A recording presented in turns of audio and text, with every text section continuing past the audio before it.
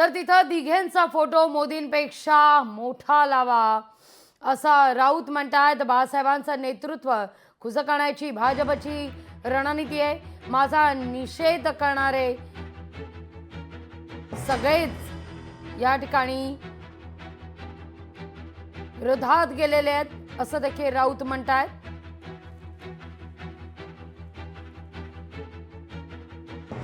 दिघे साहेब हे व्यापारी नव्हते, त्यांनी शिवसेनेचा व्यापार केला नाही आणि त्यांनी कधीही कोणत्याही पदासाठी मातोश्री होती मला स्वतःला काही पद पाहिजे, मला मुख्यमंत्री व्हायचं आहे, मला मंत्री व्हायचं आहे, मला नेता व्हायचं आहे अशी कधीच मागणी केली नाही।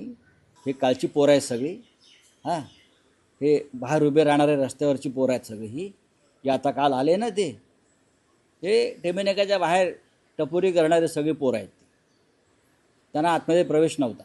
तुम्ही आनंद दिघे साहेबांचा फोटो हा मोदीपेक्षा मोठा घ्या ना।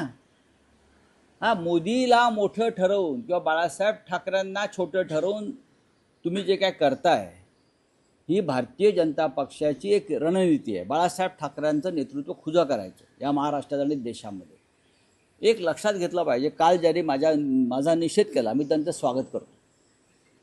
हे कोण आहेत? हे सगळे गद्दार आहेत।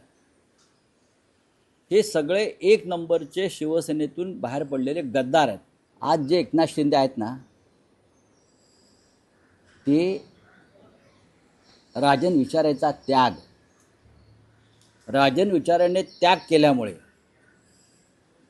एकनाथ शिंदे शिवसेनेच्या मुख्य प्रवाहात आले। त्याबद्दल एकनाथ शिंदे यांनी रोज राजन विचारेचे पाय धुवून तीर्थप्राशन केलं पाहिजे। लोकशाही मराठी ऐका, पहा, जागरूक रहा।